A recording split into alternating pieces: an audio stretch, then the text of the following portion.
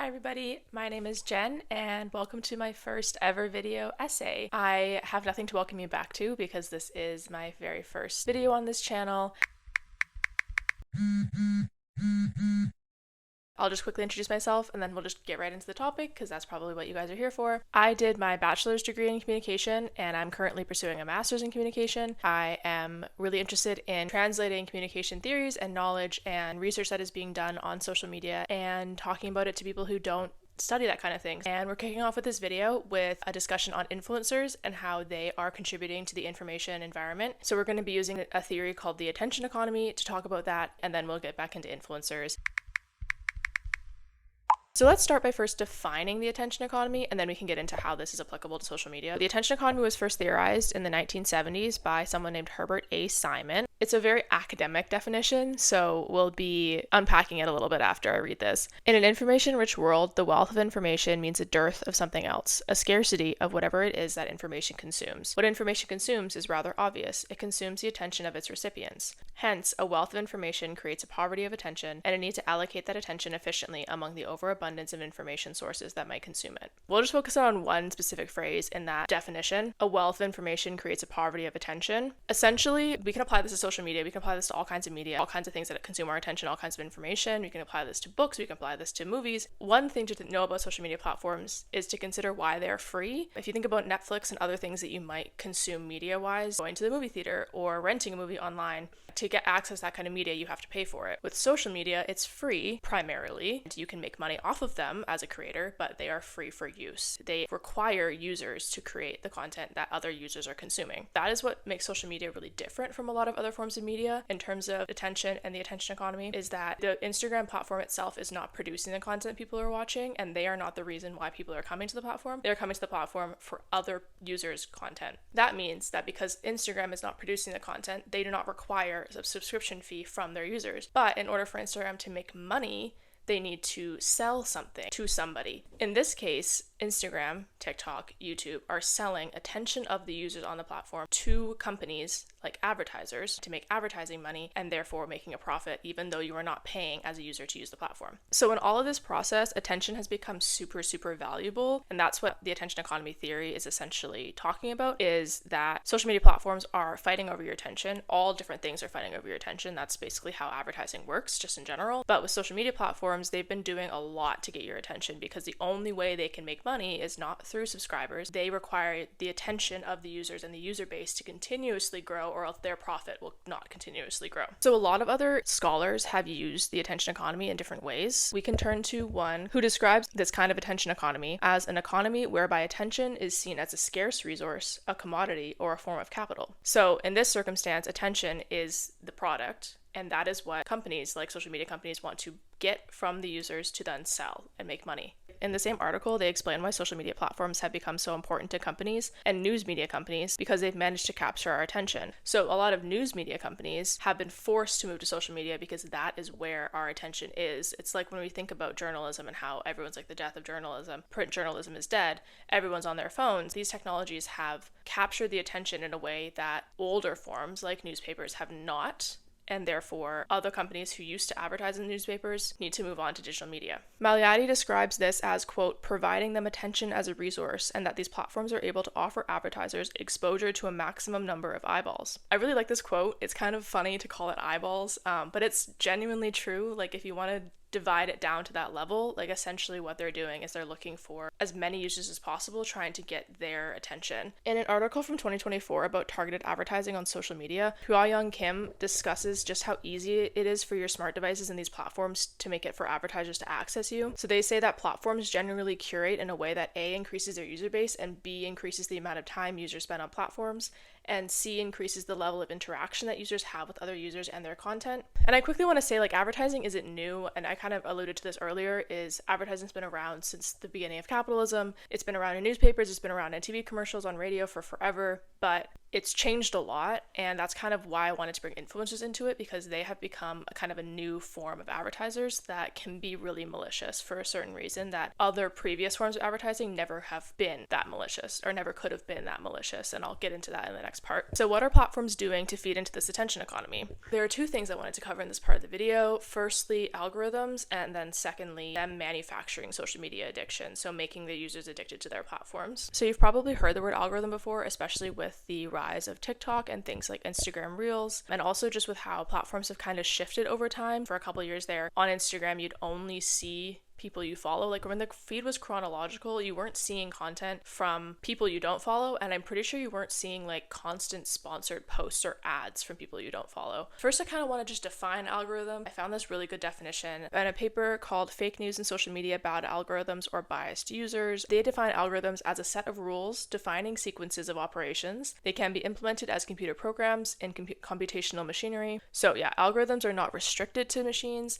They're not restricted to social media. That's what makes them really complicated, and frankly something that I don't understand. But in terms of social media, when we're talking about the algorithm, we're talking about a personalization recommendation filter algorithm that basically filters out content that they think is not relevant to you using data they've collected on you from various different actions on the web. So I'm not going to be talking about datification, but I will kind of brush on that right now. Data collected on you feeding into the algorithm is not just what you've liked or what you viewed in the past and maybe commented on or saved or collectioned. It's everything you do online, everything you look at, everything you click at, all those cookies you accept on different websites.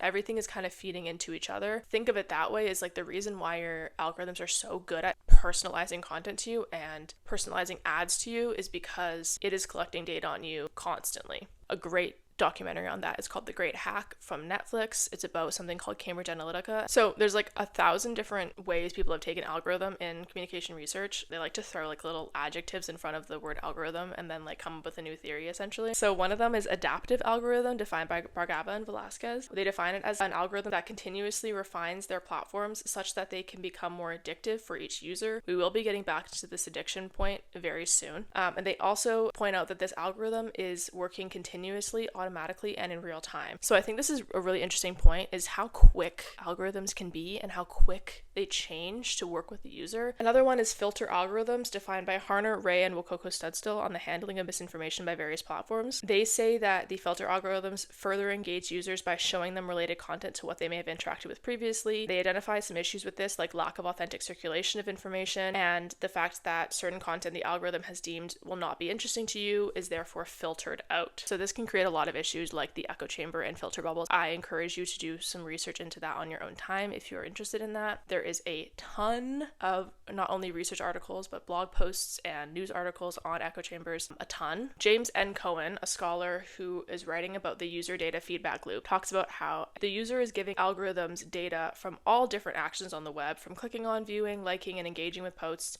and then the algorithm is able to act accordingly from this data, and the cycle is going on and on. He also mentioned some really interesting point about how algorithms may be affecting civic actions.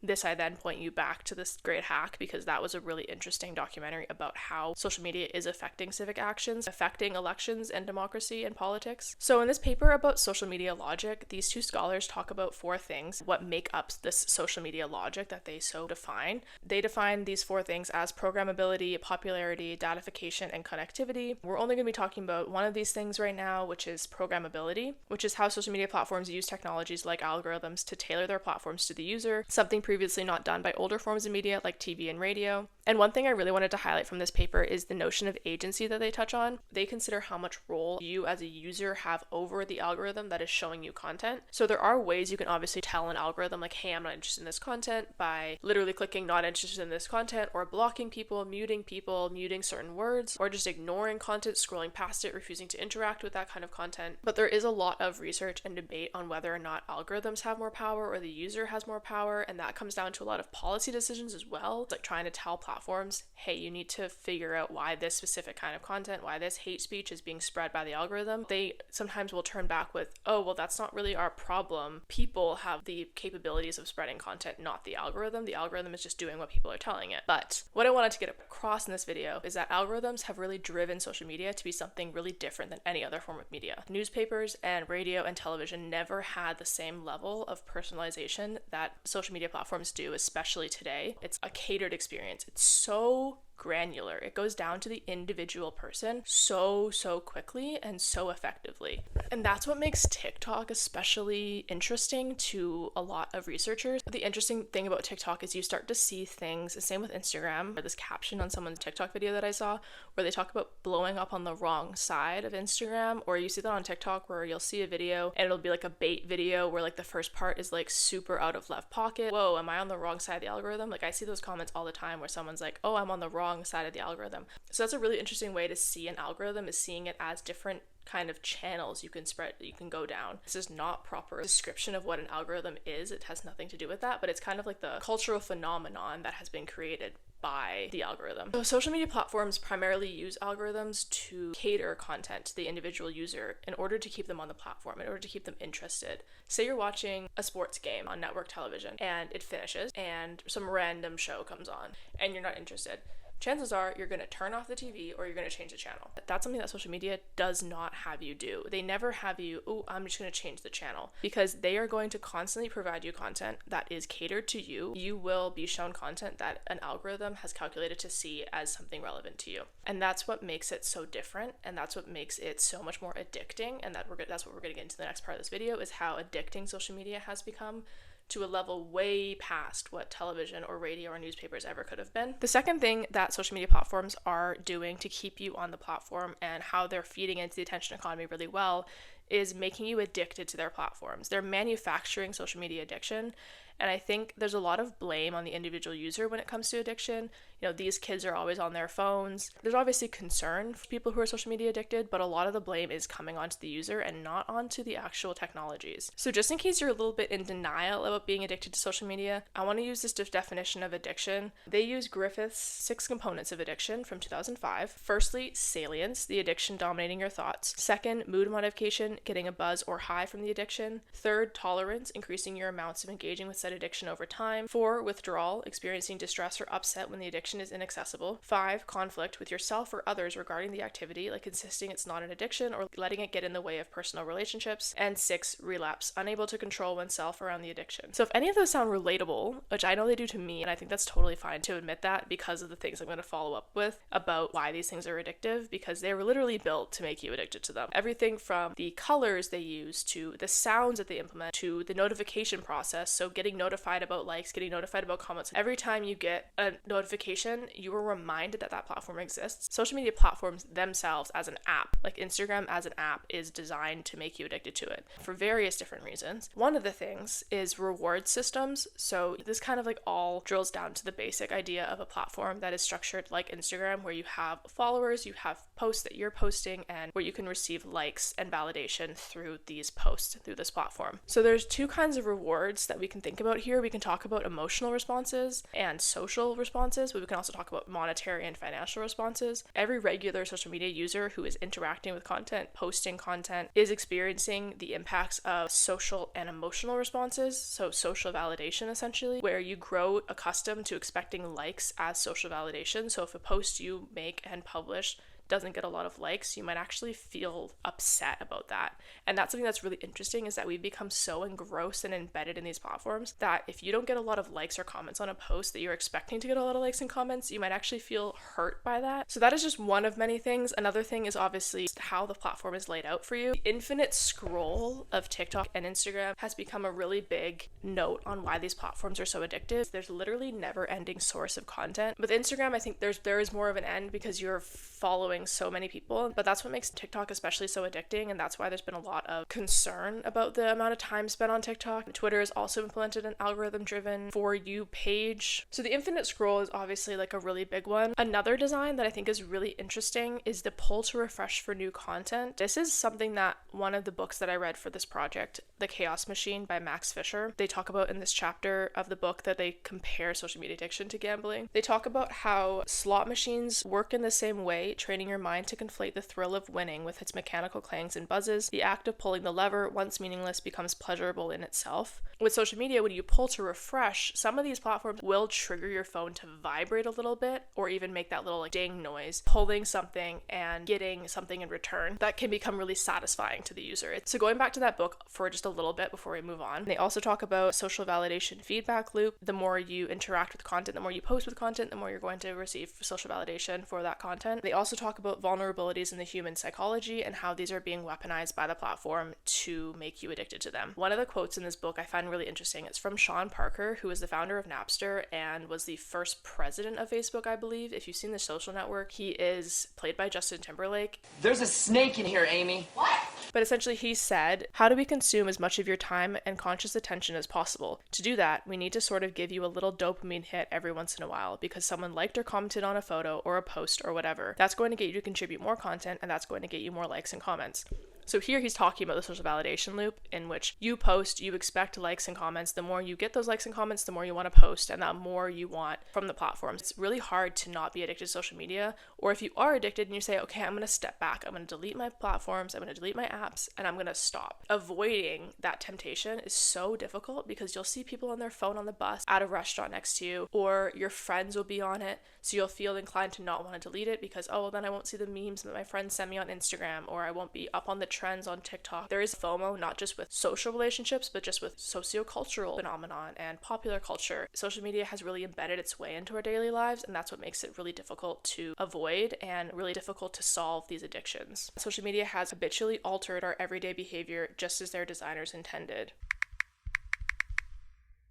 We're going to get into our main topic now of this video, influencers. I promised I'm going to deliver. Social media influencer is such an interesting job, and that's kind of what I wanted to unpack in this video, is how they're contributing to the attention economy, how they're relevant to that, but also how they're contributing to society as influencers and as what I want to say, media elites. That's something that I'll refer to them as. Let's just talk about a scholarly definition of influencers right now. They are everyday ordinary internet users who accumulate a relatively large following on blogs or social media through textual and visual narration of their personal lives and lifestyles.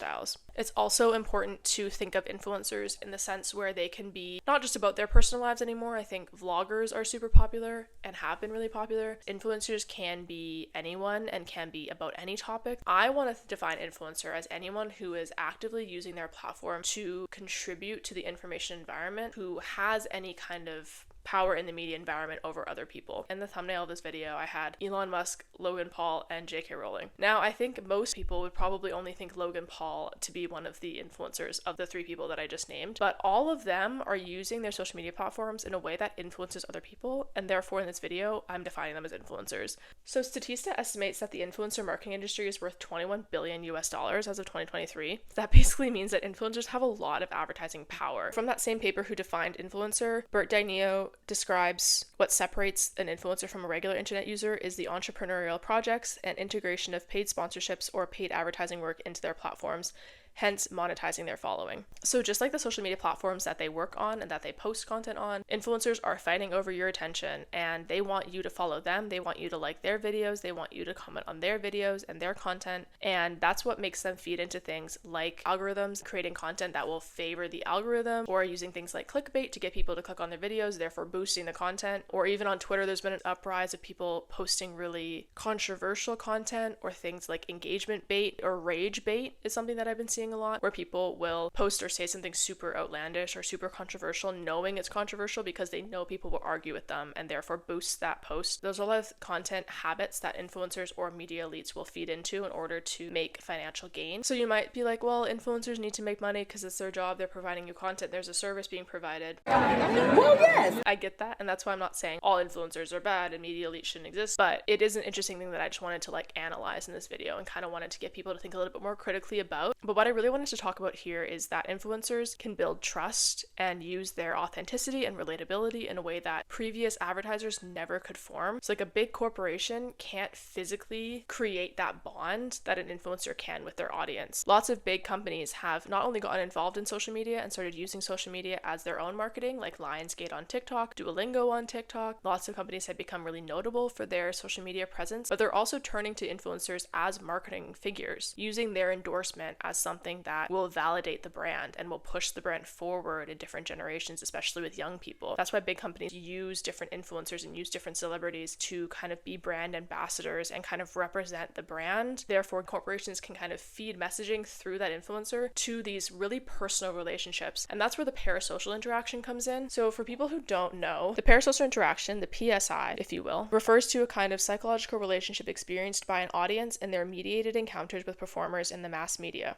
particularly on television and online platforms. Viewers and listeners come to consider media personalities as friends, despite having no or limited interactions with them. PSI is described as an illusory experience, such that media audiences interact with personas, like talk show hosts, celebrities, fictional characters, and social media influencers, as if they are engaged in a reciprocal relationship with them. So they're not new. Parasocial interactions have been around since celebrities have been around. So if you think about like Beatlemania, Elvis Presley, or you can think of more recent examples like One Direction and BTS and Taylor Swift, Swifties, all those kind of big fandoms, they are all kind of forming parasocial relationships with these big figureheads. But influencers can do it on a different level than even those celebrities can, especially if they're basing the content off of their personal views, their personal lives. So I think influencers have become even more prolific with the parasocial interaction because people genuinely can feel connected to that person because they are involved in their everyday commentary and their everyday lives, their habits, their hobbies. Something that influencers can do is build that trust and build that parasocial trust to a level that corporations and advertisers never could. And therefore, you have that trusted relationship, it's going to be a lot easier to sell you things. If your influencer has come up with their own merch or their own brand, like Emma Chamberlain and her coffee company, it's quite easy for her to grow that brand really fast because she's established herself as a coffee connoisseur who everyone who watched her knew she loved coffee. And when she came up with this coffee brand, that felt really authentic to her, so that was a success. But also, if you knew that she loved coffee to the extent that she would talk about it in every one of her vlogs and her podcast on social media, you're kind of going to trust that that's a good coffee brand, that she put time and effort into it. And you're also just going to want to support her if you're like a true fan, but also standing for the brands that she represents. So she often works with Levi's. I think she's worked with Abercrombie before. Those were really authentic picks for her because when she was first kind of starting out, when she was wearing Abercrombie, she was wearing these brands. So when she started representing them as sponsorships, that was a really authentic choice for advertising. And I'm sure it worked. Part of that parasocial interaction definition that I want to really zero in on is engaging in reciprocity and forming elusive friendship-like relationships. So this trust, this proximity, they're one-sided. That's a really interesting point about parasocial interaction, is that they are essentially one-sided in the fact where the influencer will feed into that relationship because they know it'll grow their brand, and the more that their audience can trust them, the better. But they don't know their individual users on the same level that the individual user knows them. So another thing about influencers and attention economy is that they don't necessarily need to grow their audiences super large to be influential or to be relatable and to have this parasocial trust. In fact, some scholars have even come to the conclusion that smaller influencers are more influential because of their smallness, because of that intimacy that they can form. So in this paper called How Micro versus Mega Influencers Generate Word of Mouth in the Digital Economy Age, the Moderating Role of Mindset, they talk about how micro influencers under 100,000 followers and nano influencers under 10,000 followers are known to foster intimate relationships with their followers and are more likely to have persuasive influence on consumers. They have considerable influence over the attitudes and behaviors of their online audiences. Basically, how much power they have over their audience can actually be higher if the influencer has less followers. This paper kind of argues that if sponsors turn to smaller influencers, it might actually work better for them in terms of having the percentage of return on how many audience members turn into customers of that sponsor or of that company. If you've ever heard somebody say like, I don't really like that influencer anymore, they don't really seem authentic, or they're not really relatable anymore. I've seen people say that about Emma Chamberlain. She's gotten very wealthy based on what her content has taken her to, and she's traveling the world as kind of like a fashionista, fashion icon. That has kind of distanced herself from her preliminary relationship with her audience. So she used to vlog her days, and then she kind of stepped back from YouTube and is kind of now shifting towards podcasts, but her career has shifted away from YouTube and away from vlogging her daily life. Now she's more interested in vlogging her travels, which is very interesting, but I definitely think there has been a little bit of discourse around online about how she's not really relatable anymore, which is totally fine, but that is definitely a certain thing that people think about of influencers, is how much can you trust an influencer and how much you like an influencer is often based on their authenticity and their relatability. And that, again, is something that influencers have over brands or over corporations. Corporations don't have that same trust or authenticity or relatability because there's not one individual person that they can latch that behind. So that's why they turn to influencers and they turn to brand ambassadors who can form that authentic parasocial relationship.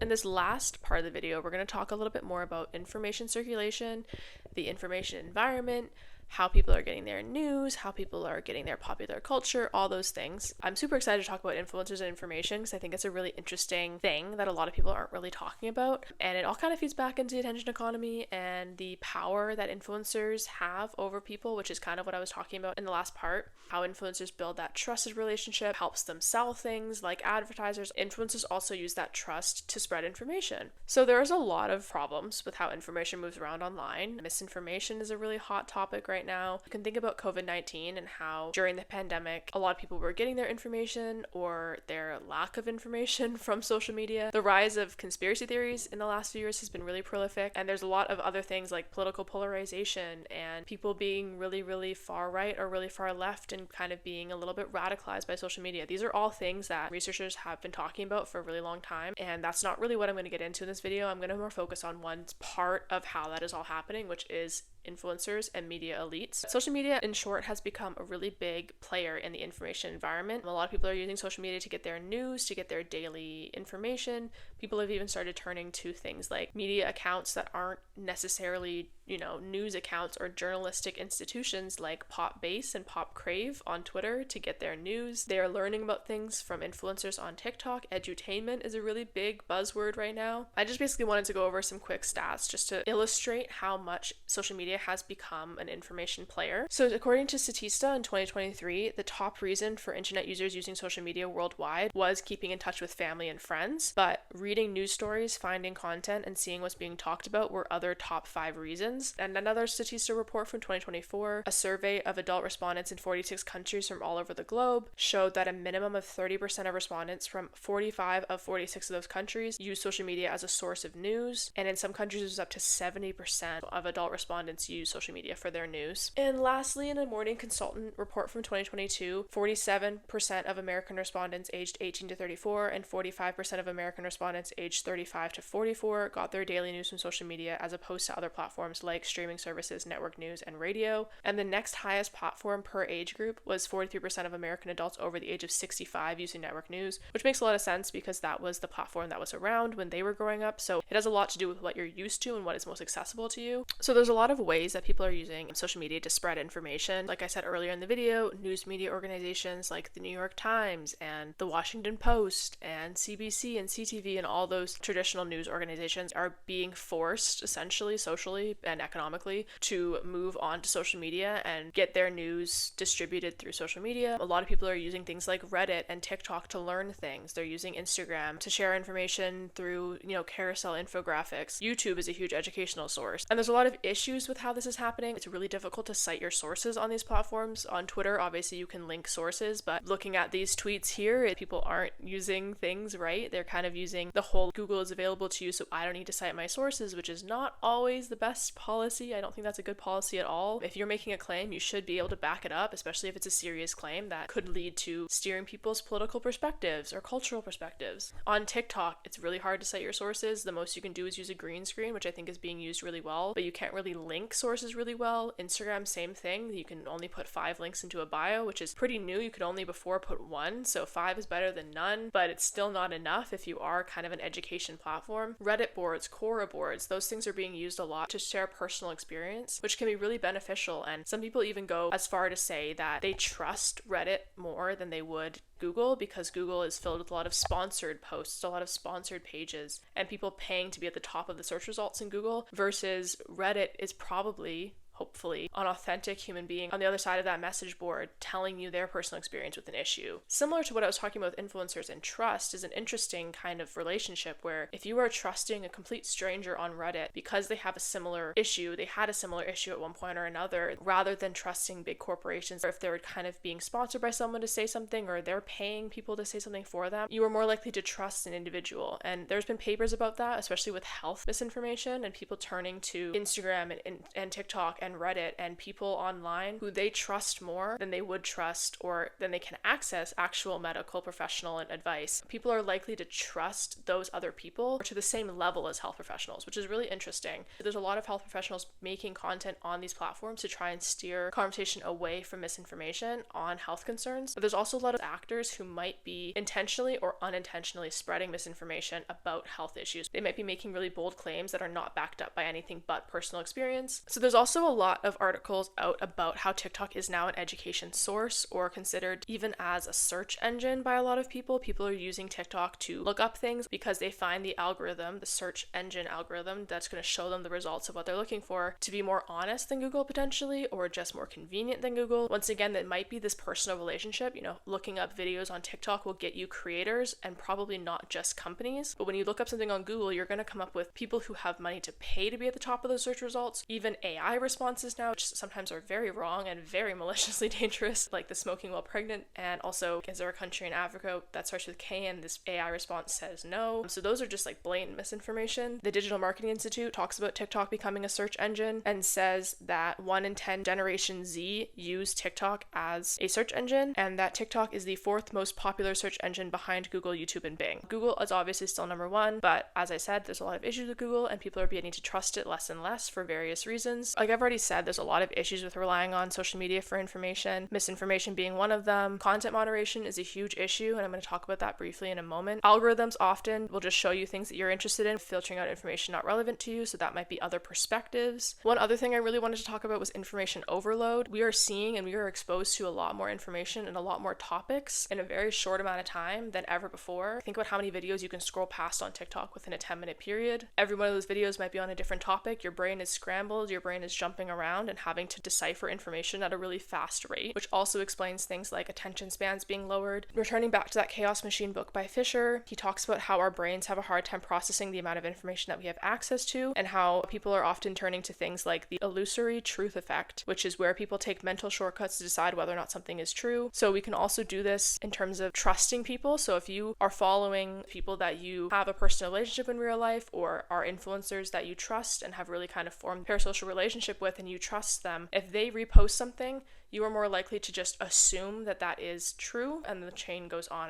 And that's how misinformation has managed to spread so fast, is people just assume that it's true because it has so many likes or it has so many comments, so they're just going to kind of make that assumption. So you might have seen with misinformation these 2 memes popping up, or a variation of them. I think these are really funny, but they are definitely telling to how many people have noticed this issue. This can be harmful. This can also just be basic rumors. This can also be satire, like people taking satire too literally. So if you think about these new media kind of information platforms like PopCrave and PopBase. In addition to PopCrave, there's also PooCrave, basically a satirical twist on PopCrave, but they make themselves look really similar, so people might actually fall for PooCrave accounts. And whether or not this is very harmful and threatening isn't really the conversation. It's just kind of that it is happening, and people will believe satire under the right circumstances. So just quickly, in terms of the prevalence of misinformation, the World Economic Forum has actually listed massive digital misinformation as one of the main risks for modern society. In another paper that I read for this video, agency within the information environment and the attention economy is a huge concern. The abundance of information and how this might lead to the loss of control or agency over being able to fact check this information or being able to verify whether or not this information is true. In another paper from 2020 on misinformation on Instagram specifically, they talk about how social media has enabled the rapid increase of misinformation due to the ability for one user or one post to reach thousands or even millions of viewers relatively quickly. So this is more talking about the virality. You can blow up on TikTok really quickly. You can go from getting 200 views on your videos to getting hundreds of thousands of views, go across platforms, get on Instagram Reels, get on Twitter, get on Facebook, get on YouTube Shorts. Here we can think about how fast rumors spread online. So one thing I really wanted to bring up, this is such a random anecdote, but I remember during the Met Gala of 2024, Camila Cabello, she wore this ice purse to the Met, and people were basically saying that the rose inside the ice purse was worth hundreds of thousands of dollars because it was like a Swarovski crystallized rose or something. And essentially she went on Jimmy Kimmel or Jimmy Fallon like a couple of days later and basically had to be like, no, it was just like an Etsy rose. in ice. And I thought it was a really interesting case of like rumors and how somebody just said like, oh, I heard her rose was worth like $1 quadrillion, and then everyone just took it and ran with it because they just assumed it was right because it was like a sparkly rose. And I'll get into another example of more malicious misinformation that was happening over the summer very shortly. Obviously, it's been really easy to increase and establish authenticity using things like Photoshop, and you can also make things look more legit. This tweet I came across, you guys will believe anything that has red text in a certain style of font. I wanted to briefly talk about content moderation and how this has become a really big issue, because obviously when you talk about misinformation, you're going to immediately say, well, we just need better fact checking. We just need better moderation on our platforms to make sure this doesn't get out of hand and this misinformation doesn't keep spreading. Well, sort of kind. Which is really true, but unfortunately not super easy. So in this MIT Technology Review article from 2020, they're positioning this article in the aftermath of the 2016 presidential election, which is a very controversial presidential election, in case you were not aware. They basically talk about how social media has become a terrain for a low-grade war on our cognitive security, with misinformation campaigns and conspiracy theories proliferating. And they talk about how social media has basically fulfilled the role of broadcast media, but without the same standards or rules. So this is something that's very interesting, and I kind of briefly brought it up when I introduced PopCrave and PopBase and accounts like those, where people are using them to get their daily information or their news to an extent. I think I learned about Joe Biden dropping out of the presidential election through PopBase, which is very concerning. Well, not concerning, it's just concerning in a very weird way. Anyways, essentially social media has kind of gained this role as media institutions and as information institutions that they haven't really been prepared for, and that is showing in their content moderation and the lack of content moderation. So in this HEC Paris article, they talk about how platforms often have open door policies, basically letting everything fly because it'll help with the attention economy, it'll help get their users on the platform. One other thing that this HEC Paris article brings up is how super labor intensive content moderation is, and fact checking, and how it's non-scalable. And this is another problem that this Georgia Tech article from 2020 talks about regarding 3 issues with content moderation they identify. The first is that social media is playing catch up with their responsibility. The second is their existing arrangements for content moderation are flawed and too slow. And the third one is these US-based platforms are based on US-based perspectives. So if you look at examples like Facebook's role in Myanmar, I'm not going to be talking about Myanmar in this video,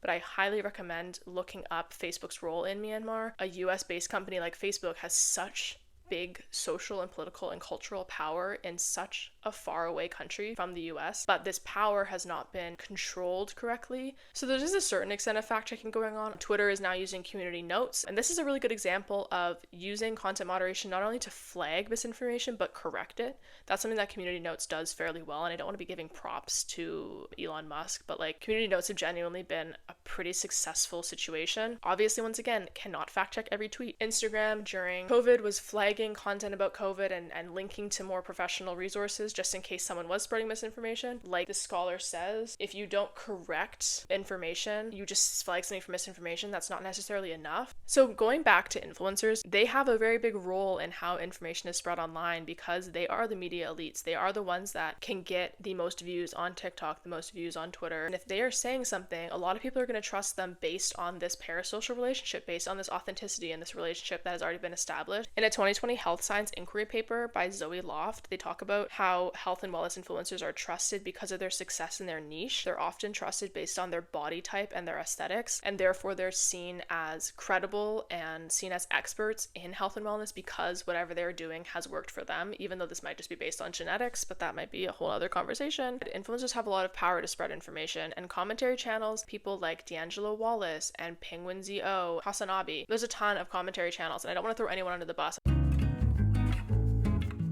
What I'm saying is that they have a lot of trusted audiences and people who turn to them for their perspectives on current events. And that can be kind of dangerous because if they don't have all the facts, they are tasked with filling in the blanks or providing perspective on a developing story. And that can influence their audience to taking a certain perspective going forward, even once new facts emerge. So bringing this full circle, let's talk about some specific instances of influencers contributing to misinformation, specifically something that happened over the summer during the Paris 2024 Olympics about this boxer named Iman Khalif, who was accused by several really big media elites and influencers online of being transgender when she was not, and that led to a full-on hate campaign across the world from US politicians, from different sports fans from all over the globe and prompted the IOC to make a statement on it. Basically, J.K. Rowling and Elon Musk and Logan Paul all fed into this. They all made tweets based on misinformation and poor sources or no sources at all, or just blatant rumors about how she failed gender tests and had the male chromosomes and was biologically born male and transitioned at one point to be a trans woman. All this super transphobic rhetoric enacted on someone who wasn't even trans and led to this full-on hate campaign and basically fed into this current underlying beast of transphobia growing. Logan Paul admitted to making a mistake, but he kept his original tweet up for a while. Iman Khalif has now said that she is suing a lot of these influencers behind this campaign, which is very, very good for her. I'm very excited to see the precedents that sets. This definitely fueled this transphobic hate campaign, especially regarding trans people in sport. That's a huge discussion right now. It was really interesting to see the different people who played into this. A lot of US politicians were getting involved in this, showing off their transphobia. What does this have anything to do with you? They haven't been briefed on this properly by their staff, but they're running their mouth on Twitter about this, and your audience, your voters in your area of the country and people across the country who look to you as like a political figure that they can trust are going to take your word for it, even if you're totally misinformed. There are 3 theories that I want to bring into this conversation. One of them is signaling, defined by Ben Wasike. Signaling is how people influence others in situations of incomplete or inadequate information, and that parties may use signaling to fill in blanks during situations of information asymmetry and information gaps. So we can definitely see this in this example because parties like J.K. Rowling and Logan Paul and Elon Musk were using half-baked assumptions and other people's words to steer their audiences to a certain perspective and to a certain conclusion about this topic. And, commentary channels can do the same thing on different topics, on rumors, on developing stories. If a commentary channel speaks out about a half-baked story, it's going to influence how those viewers see the story as it develops. You're kind of making your assumptions before it finishes. And that's not to say people need to stop watching commentary channels or stop tuning into them. I think they're very beneficial. They're very interesting content. So another thing about signaling that I wanted to mention was that signaling doesn't just come from influencers and how they provide perspectives on events, but it's also coming from everyday users. So everyday users can actually participate in signaling by doing things like boosting and liking and commenting on videos and sharing videos. This can lead to the assumed verification of a tweet. If it has a lot of views and a lot of likes and a lot of retweets, people are more likely to assume that that is true. One other theory I want to talk about is called network amplification, which is the second to last theory I want to introduce in this video. Network amplification is basically defined as when media elites share information at a top level and therefore both their audiences are being fed that same information. So this is very applicable to that Olympic boxing situation where a lot of really top level media elites like J.K. Rowling, Logan Paul, Elon Musk were kind of amplifying their own information to their networks, and that's why this kind of went out of hand, was because a lot of really big names were providing perspective on this story. And lastly, social validation and endorsement. So this is very similar to how I was talking about the trust that influencers can form with their audiences. It's been proven in research that people are more likely to trust things when it is endorsed by someone that they trust. So in this study, they say that content can be shared by trusted friends, family members, or individuals and may be given greater value due to the word of mouth effect on social media, but in fact has been originally produced by unknown sources. They claim that perceived message credibility was greater when a fabricated post was endorsed by a trustworthy personality. So this goes as far to not only just influencers, but also anyone can kind of participate in this trusted endorsement. I just basically want to emphasize that a lot of people are getting their information from online. Influencers are in fact playing roles in how news is spread, especially if they are doing things like commenting on current events. Media elites have a lot of power online, and it's not just up to news institutions anymore, but everyone is making news, everyone is making educational content, and I basically am just urging people to stay a little bit more vigilant with what information they believe originally online, and before they share, just think a little bit about it. Like if it is kind of a malicious big claim, maybe give it a little fact check before you share it, and don't believe the AI responses on Google, but also look at several sources. Looking at several sources is your friend. Just reading a Reddit thread might not be your answer. Just watching a couple TikToks might not be your answer. Basically, in summary, platforms are really promoting this really fun connectivity, and there's a lot of reasons to love platforms. Like this tweet that says, I think it's totally fine that we're addicted to our phones to an extent, just because it can let us, read every book and watch every movie and talk to anyone we've ever met. And social media is still amazing. I love social media. I am very addicted to social media. It's just something to be more aware of, not only how the information is getting to you and why you're seeing certain content, but also who are you trusting in terms of getting your information online. Maybe just question your relationship with influencers and think about how much parasocial trust is impacting your decision making and perspectives on things, because they're called influencers for a reason. They're influencing you. You're not immune. Bye.